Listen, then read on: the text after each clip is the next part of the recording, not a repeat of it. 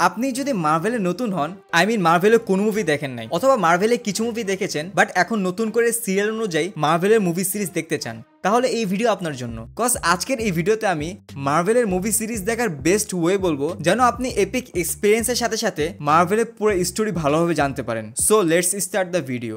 মার্ভেলের এই epic journey যদিও আয়রন ম্যান 1 দিয়ে শুরু হয়েছে, কিন্তু আমরা স্যাম রেমির স্পাইডারম্যান ট্রিলজি দিয়ে দেখা শুরু করব। আর সেই মুভিগুলো হলো 2002 সালের স্পাইডারম্যান, তারপর 2004 সালের স্পাইডারম্যান 2, দেন 2007 সালের স্পাইডারম্যান 3। এরপর শুরু হবে মার্ভেল সিনেম্যাটিক ইউনিভার্স, যেগুলো ফেজ হিসেবে ভাগ করা। সো ফেজ 1 এর প্রথম মুভি হলো 2008 সালের iron man, then the incredible hulk. এই দুই মুভিতে আয়রন ম্যান আর হাল্কের অরিজিন দেখানো হয়েছে।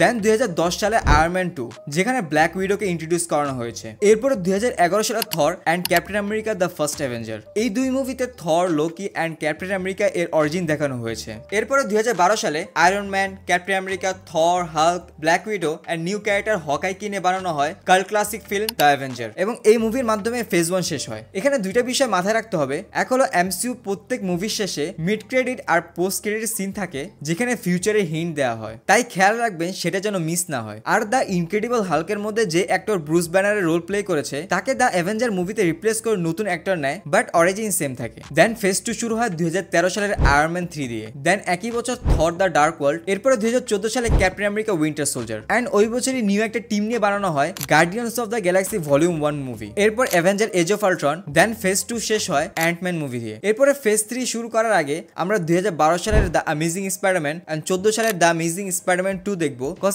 এমসিইউতে যে স্পাইডারম্যান দেখানো হবে তার অরিজিন দেখানো হয় নাই। এরপর ফেজ 3 শুরু হবে ক্যাপ্টেন আমেরিকা সিভিল ওয়ার দিয়ে। দেন একই বছরের ডক্টর স্ট্রেঞ্জ, যেখানে মার্ভেলের one of the important character doctor স্ট্রেঞ্জের অরিজিন দেখানো হয়েছে। এরপরে 2017 সালে Guardians of the Galaxy volume 2 and Spiderman Homecoming. Then Thor Ragnarok. এরপরে 2018 সালে ব্ল্যাক প্যান্থার, যেখানে Black Panther and Wakanda explore করা হয়েছে। Then the most epic film Avenger Infinity War. তারপরে Ant Man and the Wasp and Captain Marvel. এরপরে এই Infinity Saga conclude হয় Avenger Endgame দিয়ে। এরপরে আসে ফেজ 3 শেষ movie Spiderman far from home. এখন যদি আপনি এত মুভি দেখতে দেখতে বিরক্ত হয়ে যান, তাহলে আপনি মার্ভেল নেটফ্লিক্সের সিরিজ দেখতে পারেন, যেই স্টোরির কন্টিনিউশন আমরা 4 মার্চ রিলিজ হওয়া ডেয়ারডেভিল বর্ন এগেনে দেখতে পারবো। অ্যান্ড মার্ভেল নেটফ্লিক্সের সিরিজ শুরু করতে হবে ডেয়ারডেভিল সিজন 1 দিয়ে। দেন জেসিকা জোন্স সিজন 1, তারপর ডেয়ারডেভিল সিজন 2, তারপর লুক কেজ সিজন 1, তারপর আয়রন ফিস্ট সিজন 1, তারপর এদের সবাইকে নিয়ে নেটফ্লিক্সের অ্যাভেঞ্জার সিরিজ দ্য ডিফেন্ডার্স। এরপর Daredevil season 3 and Punisher season 1 and season 2। But সিরিজগুলো অনেক বড়, তাই আপনি যদি চান তাহলে কিছু সিরিজ স্কিপ করে এই অর্ডারে দেখতে পারেন। ডেয়ারডেভিল সিজন 1, দেন ডেয়ারডেভিল সিজন 2, তারপর দ্য ডিফেন্ডার্স, এরপরে ডেয়ারডেভিল সিজন 3।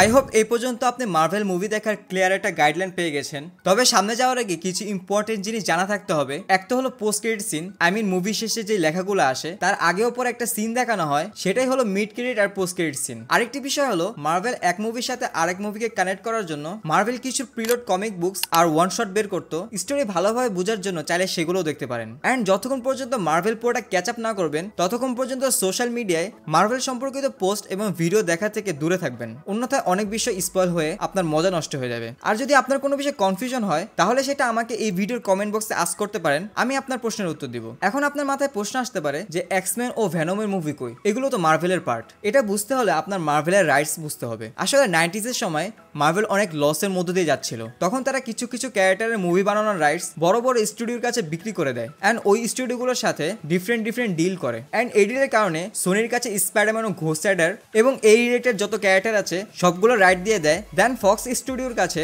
এক্সম্যান ও ফ্যান্টাস্টিক ফোর এবং সেই রিলেটেড যত ক্যারেক্টার আছে সেগুলো রাইটস দিয়ে দেয়। তারপর ইউনিভার্সালের কাছে হাল্ক ও নেমোরা রাইটস অ্যান্ড নিউ লাইন সিনেমার কাছে ব্লেড মুভির রাইটস বিক্রি করে দেয়, যেগুলো 2009 সালে পুরো মার্ভেলকে ডিজনি কিনে ফেলার পর আস্তে আস্তে সবগুলো রাইটস ফিরিয়ে নিতে থাকে। যে মুভিগুলো নিয়ে টাইমলাইন সহ আমি পরের পার্টে কথা বলবো। এখন আরেকটা প্রশ্ন থেকে যায় যে এই মুভিগুলো কই দেখবো? স্পাইডারম্যানের মুভি আপনি নেটফ্লিক্সে পেয়ে যাবেন, আর বাকি মুভিগুলো ডিজনি প্লাসে আছে, যেটা বাংলাদেশে অ্যাভেলেবেল না। তবে আপনি ভিপিএন ইউজ করে দেখতে পারেন, অ্যান্ড চাইলে ক্যাপ্টেন জ্যাক স্প্যারো হয়ে সমুদ্রতে খুঁজতে পারেন। বাকি রইলো আমি কেন এই মুভিগুলো এক্সপ্লেন করতেছি না। এর কারণ হলো আপনি মুভি দেখে যে এনজয় পাবেন সেটা কোনো এক্সপ্লেন ভিডিও দেখে পাবেন না। তাই আস্তে ধীরে দেখেন এবং আপনি নিজে মুভিগুলোর বেটার এক্সপিরিয়েন্স নেন। তার মানে এটা না যে আমি এক্সপ্লেন করবো না, আমি করবো, বাট ওইটা অ্যাভেঞ্জার সিক্রেট ওয়ার্সের আগে। ওই সময় আমরা পুরো মার্ভেল রিভিশন করবো, ততক্ষণ পর্যন্ত নিজে মুভি দেখে এক্সপিরিয়েন্স নেন, সেটাই বেটার। সো এই ভিডিও এই পর্যন্তই। ভিডিওটি ভালো লাগে লাইক করবেন এবং পরবর্তী পার্ট মিস করতে না চাইলে চ্যানেলটি সাবস্ক্রাইব করবেন। আপনার কোনো কনফিউশন থাকলে সেটা আমাকে অবশ্যই কমেন্ট বক্সে জানাবেন। সো দেখা হবে নতুন ভিডিওতে নতুন টপিক নিয়ে। ততক্ষণ পর্যন্ত ভালো থাকবেন,